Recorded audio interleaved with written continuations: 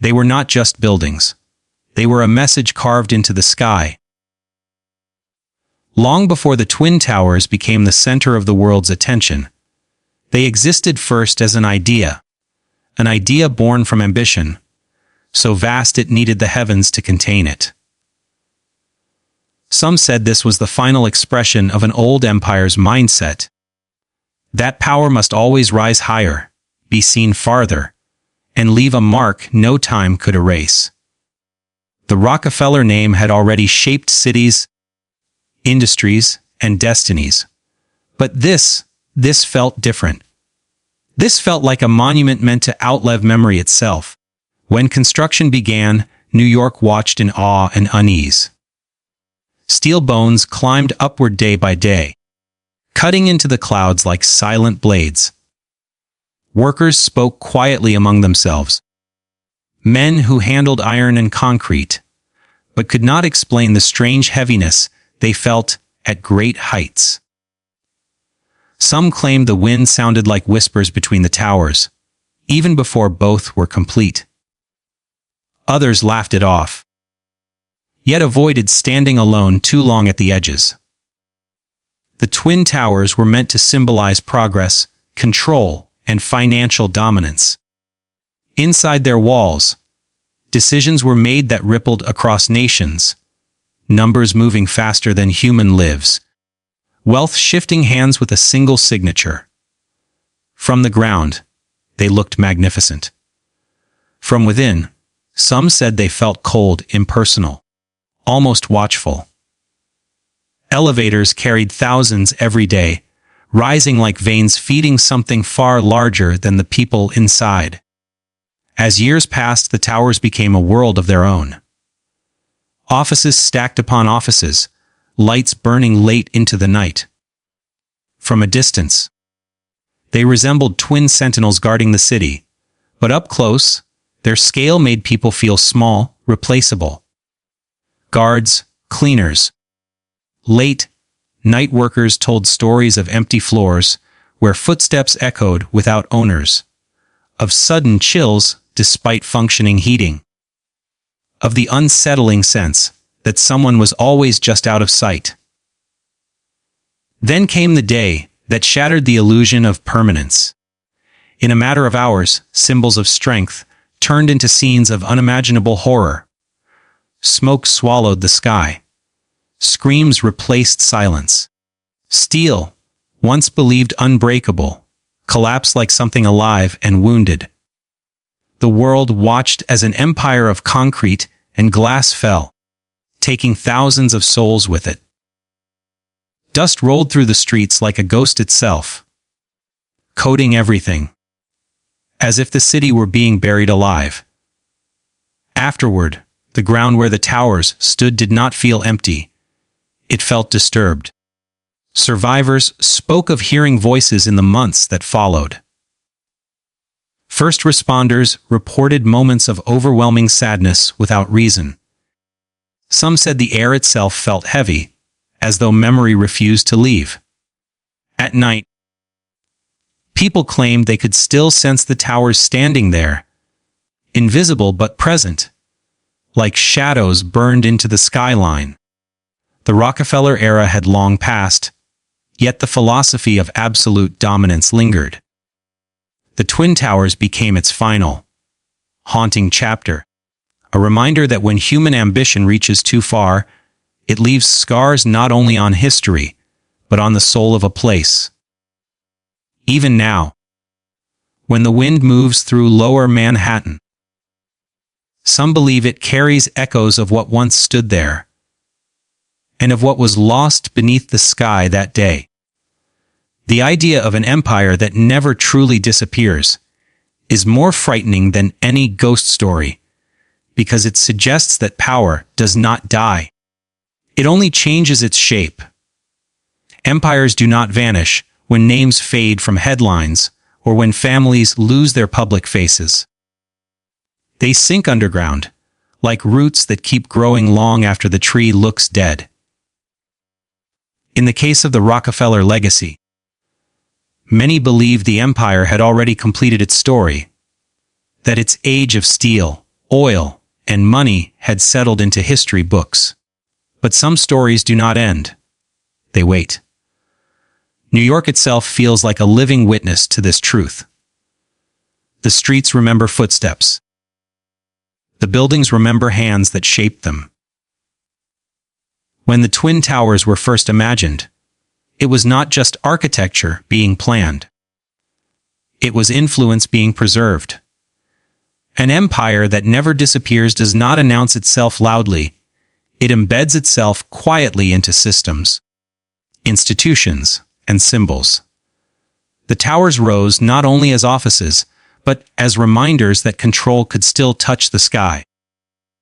Even those who never spoke the Rockefeller name felt its echo in the structure of power surrounding them. There was something unsettling about how natural the towers came to dominate the skyline, as if the city had been waiting for them. They stood with a confidence that felt older than their steel frames, like monuments continuing a long, unbroken line of authority. People looked up and felt pride, yet also a strange pressure in their chest, an unspoken understanding that these buildings represented something vast and impersonal. An empire does not need a throne, it needs belief. And the Twin Towers made people believe in permanence. At night, when the city lights flickered like distant stars, the towers seemed to watch everything below. Thousands worked inside them every day, unaware that they were moving through the veins of a system far larger than themselves. Decisions made high above the streets affected lives across the world, yet those rooms felt eerily detached from humanity. Some workers said time felt different inside, days blurred together, hours stretched unnaturally long. It was as if the buildings themselves encouraged forgetfulness, swallowing individuality and replacing it with routine. An empire that never disappears feeds on continuity. It survives through repetition, through the quiet passing of roles from one generation to another. The towers symbolized this perfectly, identical in appearance, standing side by side, reinforcing the idea that power could replicate itself endlessly. Even when leadership changed, the structure remained. Even when voices shifted, the message stayed the same. This city, this world, still moved according to forces unseen. When tragedy struck, many believed that the fall of the towers marked the end of something great and terrible. But empires do not die and collapse. They disperse. They leave fragments behind, financial systems, political shadows, psychological scars. The ground where the towers once stood felt different afterward, heavy with memory, as if something invisible had been released rather than destroyed. People spoke of unease, not because the buildings were gone, but because their presence still felt near. An empire that never truly disappears becomes a haunting, not a spirit you can see, but one you can feel in moments of silence, in the way certain places tighten your breath without explanation. It lingers in the idea that what was built to last may still be influencing the world, even without walls or windows. Power, once concentrated, does not simply fade, it echoes. And sometimes those echoes are louder after the structure that created them is gone. Wealth has never been just money. It is a force that moves quietly, slipping through generations like a dark inheritance, shaping history without ever showing its face. Power does not always arrive with armies or flags. Sometimes it comes disguised as investment, opportunity, and progress. In cities like New York, wealth learned long ago how to become invisible, how to guide the future while remaining untouched by it. Those who truly control it rarely appear in the story, yet their fingerprints are everywhere. The Rockefeller legacy taught the world that influence does not need noise. Oil wells, banks, corporations, foundations, each one looked harmless on its own. But together they formed a network that reached into governments, wars, and economies. Decisions made in private rooms reshaped nations. Markets rose and collapsed. Borders shifted. Millions felt the consequences without ever knowing the source. That is the most terrifying kind of power, the kind you cannot see, challenge, or name. The Twin Towers became a physical expression of this unseen control. Inside their walls, numbers moved faster than morality. Deals were signed that determined the fate of workers continents away. Entire industries breathed or suffocated based on what happened in those upper floors. People entered every morning, believing they were chasing success, unaware they were part of a much larger mechanism, one that rewarded obedience and erased resistance. Wealth thrived on distance, separating decision makers from the lives their choices affected. Power also shapes memory. History remembers victories, not victims. The influence behind the towers rewrote narratives, turning exploitation into innovation and dominance into leadership. The public saw ambition, few saw the cost. Neighborhoods vanished to make room for progress. Laborers risked their lives at impossible heights, their names forgotten while the skyline gained praise. This is how unseen influence works. It builds monuments and buries the sacrifices beneath them. Even fear can be controlled by wealth. Silence can be purchased. Questions can be redirected. Over time, people stop asking who benefits and start accepting what exists as inevitable. The towers stood as proof that the system was unbreakable. Their size alone discouraged doubt. To look up at them was to feel small. To feel that resistance was pointless against something so massive and polished. Yet history shaped by hidden hands always leaves behind a residue, a sense that events did not unfold naturally. After the towers fell, the world searched for meaning in the wreckage.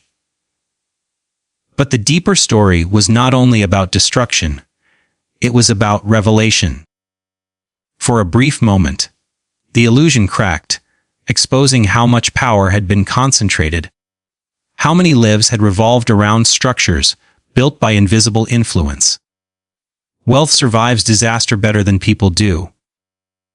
Empires rebuild, rebrand, relocate. The same forces that once operated behind glass and steel continue elsewhere, quieter than before, more careful, more refined. History moves forward believing it is free, while unseen influence guides it gently, relentlessly, toward familiar outcomes. And that is the true horror, not that power exists, but that it shapes the world without ever needing to be seen. The Twin Towers were never meant to be just buildings. From the moment they pierced the skyline, they announced dominance, silent, absolute, and unquestionable. Their height was not an accident, it was a declaration. To rise higher than everything else in the city was to claim authority over it, to say that ambition itself had taken physical form. They did not blend into New York, they overshadowed it, forcing every street, every river, every horizon line to acknowledge their presence. Ambition has a way of disguising itself as progress. The towers were praised as marvels of engineering, symbols of economic strength. Proof that human limits could be challenged and conquered. But beneath that admiration lived something colder. Their identical designs suggested not individuality, but replication, power duplicated, reinforced, and made unbreakable through symmetry. They stood like twin rulers, watching over the city with a confidence that felt eternal, as if they expected the world below to revolve around them forever. Inside, dominance was measured in altitude. The higher the floor, the closer one felt to control. Executives worked above the clouds, while the city shrank beneath their windows, reduced to patterns and movement. From that height, consequences felt distant. Decisions made there did not echo immediately. They traveled downward slowly, reaching the streets only after lives had already been affected. The towers created a physical separation between power and humanity, making ambition feel untouchable, almost godlike. For the average person, standing at their base was an unsettling experience. The towers rose so straight, so sharply, that looking up felt like staring into something endless. Some felt awe. Others felt unease, a pressure behind the eyes, a sense of being watched by something without a face. The buildings reflected the sky by day and swallowed light by night, changing character but never losing authority.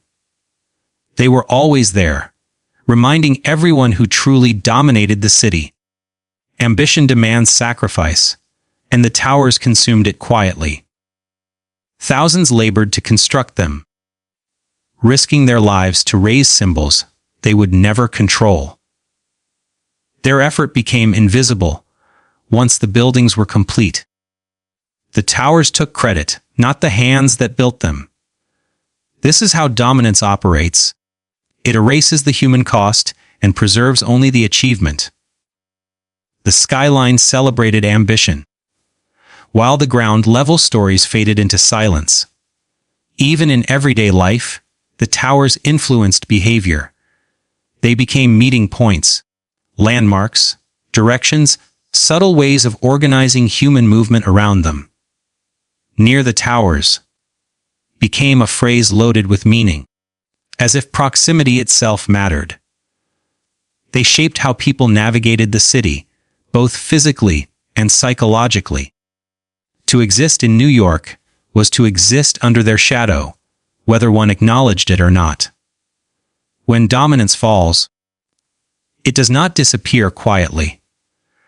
The collapse of the Twin Towers shocked the world, not only because of the loss, but because something believed to be invincible had been proven fragile. Ambition that once reached the sky returned to the ground in fire and dust. Yet even in ruin, the symbolism remained powerful. The absence felt as heavy as their presence once had, as if the city could still sense where dominance had stood. The Twin Towers lived as monuments to ambition unchecked, structures that aimed higher than any before them, convinced that height alone could guarantee permanence. They proved that dominance can be built, worshipped, and feared, but never fully controlled.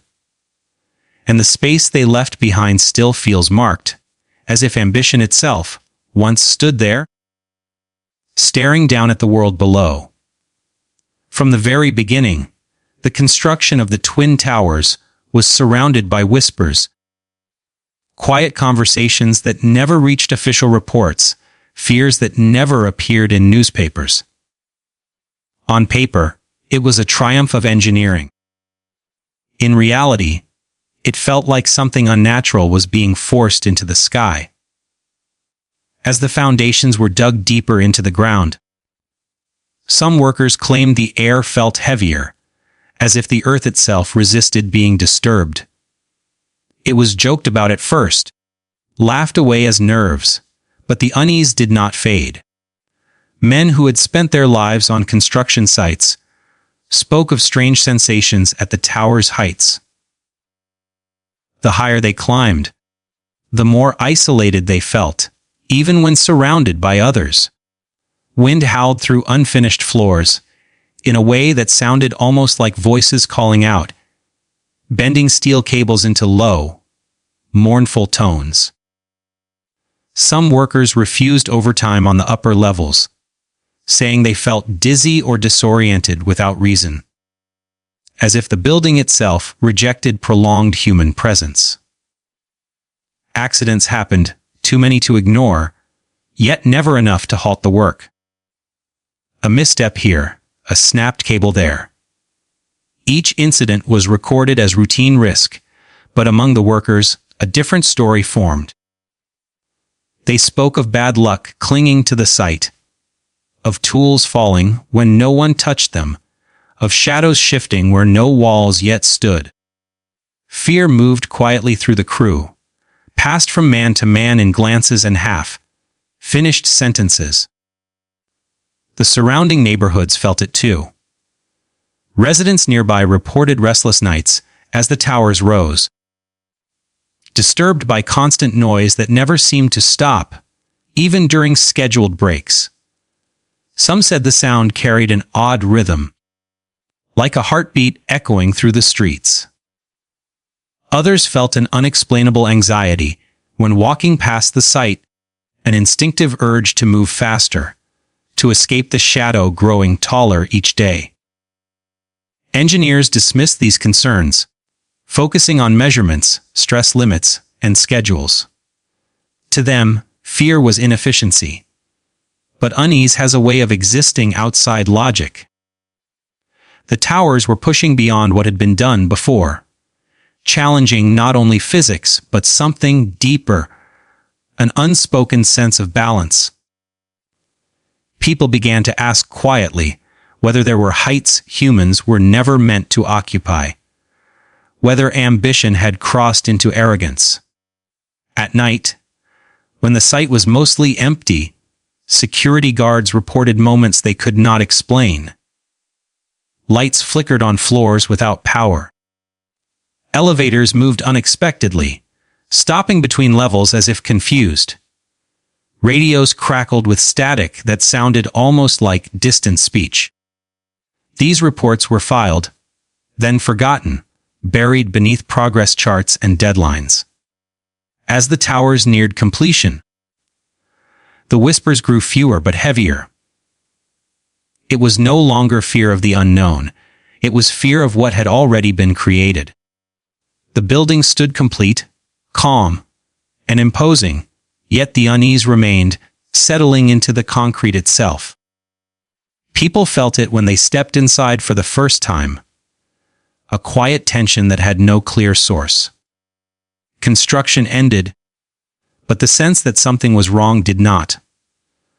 The whispers faded into memory, dismissed as superstition, stress, or imagination. Yet those who were there, in the beginning, never forgot the feeling that the towers had not risen willingly, that they had been forced into existence, carrying with them the fears and unease of every hand that helped build them. Every morning, thousands of people walked toward the twin towers without looking up. Not because the buildings were unimpressive, but because looking up reminded them of how small they were beneath them. The towers cast long shadows across the streets, and those shadows felt heavier than darkness. They followed workers into subway entrances, across plazas, and through revolving doors, silently marking the beginning of another day spent under something vast and indifferent. Inside, human life was organized by floors and numbers. A person's importance seemed to rise with altitude, while those closer to the ground handled the weight of routine. Cleaners arrived before dawn, moving through empty offices where the lights felt too bright and the silence too loud. Security guards paced endless corridors, memorizing spaces that never felt truly familiar. Office workers sat behind desks stacked in perfect rows, performing small tasks that fed a machine too large to see in full. Many felt an unspoken pressure inside the towers, a sense of being watched, measured, absorbed. Time behaved strangely. Lunch breaks felt rushed, yet workdays dragged on endlessly. Some employees said they felt exhausted without physical effort, as if the building drained something invisible from them. Windows revealed breathtaking views, but staring too long made some uneasy, as though the height demanded something in return for the privilege of looking down. Under the giants, individuality faded. People became role-less: assistant, analyst, janitor, messenger. The towers did not care who you were before you entered them. Your identity reset each morning at the security gate. Badges replaced names. Elevators replaced conversations. Even emotions felt regulated. Fear swallowed by deadlines, grief postponed by meetings. The giants required efficiency, not humanity. For many, the towers were both opportunity and trap. They promised success, stability, and purpose, yet demanded silence and endurance. Workers learned not to question the scale of what surrounded them. To survive beneath giants, you learned to shrink yourself. Complaints stayed quiet. Doubts remained unspoken. It was easier to believe the system was natural than to admit how overpowering it felt. There were moments, usually late at night, when the illusion cracked. A lone worker stepping out of an elevator onto a dark floor might feel sudden panic. The sense of being completely alone inside something too large to escape. Footsteps echoed without direction. Air conditioning hummed like distant breathing. In those moments, the towers felt less like buildings and more like living structures, containing people rather than serving them. Outside, families waited. Children slept while parents worked late above the city lights. Lives were postponed beneath those giants: missed dinners, delayed dreams, relationships stretched thin. The towers consumed hours, energy, and attention, asking for more each day, while giving back only the promise of tomorrow. To work under the shadow of giants was to exist in a constant state of imbalance between ambition and exhaustion, pride and fear. The towers stood unmoving, untouched by the lives flowing through them. And yet, every human story inside them became part of their silent weight, layered floor by floor, shadow by shadow. There was a quiet, unsettling sensation many people shared but rarely spoke about. The feeling that the Twin Towers were watching the city. Not in a human way, not with eyes or intent, but with a presence so vast it felt aware. From nearly every angle in Manhattan, the towers appeared in view, rising above streets, rivers, and rooftops, as if nothing in the city could truly escape their gaze. Wherever you went, they followed, always standing in the background, always observing. At dawn, when the city was still half asleep, the towers reflected the first light of the sun like polished mirrors.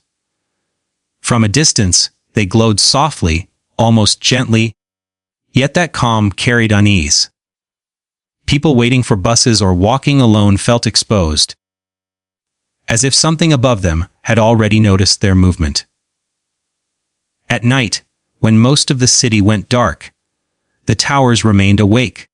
Thousands of windows lit unevenly, forming patterns that resembled signals more than offices. Some said it looked like the buildings were thinking. The sensation grew stronger the longer one lived in the city. Newcomers admired the skyline, longtime residents felt monitored by it. The towers' symmetry made them feel deliberate, as if they were placed not for beauty, but for coverage. From their height, the entire city lay open: bridges, streets, crowds moving like veins beneath them. The idea that so much could be seen from those heights unsettled people, even those who never set foot inside. Taxi drivers, delivery workers, night shift employees often described a strange awareness while moving through the city. They would glance up at intersections and catch sight of the towers framed perfectly between buildings, as if positioned intentionally to remind them they were not alone. Some felt comforted by it. Others felt judged. There were nights when fog wrapped around the upper floors, making the towers seem headless, their tops hidden, as if their true form extended beyond what the eye could see. Those who worked inside experienced the sensation from the opposite direction. Looking down from high floors, the city seemed fragile, almost unreal. Cars looked like toys. People looked like shadows. It was easy to forget that every small movement below belonged to a real life. That perspective changed how some felt about control. Being able to see so much made the towers feel less like structures and more like vantage points, places where observation itself held power. Even after the towers were gone, many claimed the feeling remained. People spoke of instinctively looking toward the skyline, sensing something missing yet present. The city felt exposed, as if the watchers had vanished, but the memory of being watched had not. This lingering awareness suggested that the towers had shaped more than the skyline. They had altered how the city felt about itself. The idea that buildings could watch may sound irrational. Yet cities are built from symbols as much as steel. The Twin Towers symbolized oversight, dominance, and permanence. They stood as silent witnesses to joy, suffering, routine, and disaster. And for those who lived beneath them, the feeling endured that the city had never truly been alone. That something immense had always been standing above, quietly observing every moment below. Tragedy does not end when the noise stops. It settles. It seeps into the ground, the air, the memory of a place. When the Twin Towers fell, the world heard the sound of collapse. But what followed was quieter and far more disturbing. Loss did not arrive all at once. It arrived in waves, in absences, in echoes that refused to fade no matter how much time passed. The city was changed in a single morning, yet the grief stretched endlessly. Streets once filled with urgency became slow and hollow. Posters appeared on walls and fences, faces smiling, frozen in happier moments, accompanied by desperate questions. Have you seen him? Have you seen her? For days, then weeks, hope lingered like a fragile ghost. Even as the air itself carried the smell of smoke and dust. People searched not because they believed, but because stopping meant accepting the truth. Loss became personal and collective at the same time. Families waited for phone calls that never came. Offices remained empty, desks untouched, coffee cups left where they had been set down. Entire routines vanished overnight. The towers had consumed thousands of lives, quietly over years of work. But in tragedy, they released that weight all at once, leaving behind a silence that felt too large for the city to hold. The echoes began almost immediately. First responders spoke of hearing voices beneath the rubble, sometimes real, sometimes imagined, sometimes impossible to explain. Survivors described moments where the city seemed to pause, where sound dropped away entirely, replaced by a pressure in the ears and chest. Even after the debris was cleared, people claimed the ground felt restless, as if it remembered what had happened above it. Grief does not fade cleanly. It repeats. Anniversaries reopened wounds. Sirens triggered memories. Lo, flying planes caused sudden fear, hearts racing before logic could intervene. Children grew up hearing stories they were too young to remember, inheriting trauma secondhand. The tragedy became embedded in identity, shaping how the city saw the world and how the world saw the city. What made the loss unbearable was not only the scale, but the randomness. Ordinary mornings had turned fatal. Coffee runs, meetings, elevator rides, normal life became the doorway to disappearance. That knowledge haunted survivors. The idea that life could end without warning, beneath structures once believed to be safe, shattered the illusion of control. The towers had promised stability, their fall delivered uncertainty. Even in rebuilding, the echoes remained. Construction workers at the site spoke quietly, respectfully, as if afraid to disturb something sacred and wounded. Visitors described overwhelming emotion without clear cause, tears rising suddenly, throats tightening. Some felt watched by memory itself, as if the past stood just behind them, unseen but aware. Loss also changed how people spoke about power and ambition. What once symbolized dominance now symbolized vulnerability. The tower's absence became louder than their presence ever was. The skyline carried a scar, one that could not be hidden by new steel or glass. Every open space pointed to what was missing. Echoes refuse to fade because they are not sounds, they are reminders. They live in names read aloud each year, in empty chairs at dinner tables, in the way the city breathes differently now. The tragedy did not end with collapse. It continues in memory, in silence, in the understanding that some places never truly return to what they were. The Twin Towers fell, but the loss did not. It lingers, quiet, heavy, and permanent, an echo stretched across time, reminding the world that even the tallest symbols can leave the deepest wounds. There is something deeply unsettling about a legacy that feels unfinished, as if history stopped mid-sentence and never found the words to continue. The story of the Twin Towers does not rest comfortably in the past. It lingers, unresolved, like a door left open in an empty house. What they represented, power, ambition, dominance, did not vanish with their collapse. It scattered, fragmented, and quietly continued elsewhere, making their legacy feel less like an ending and more like an interruption. The absence itself feels intentional, almost deliberate.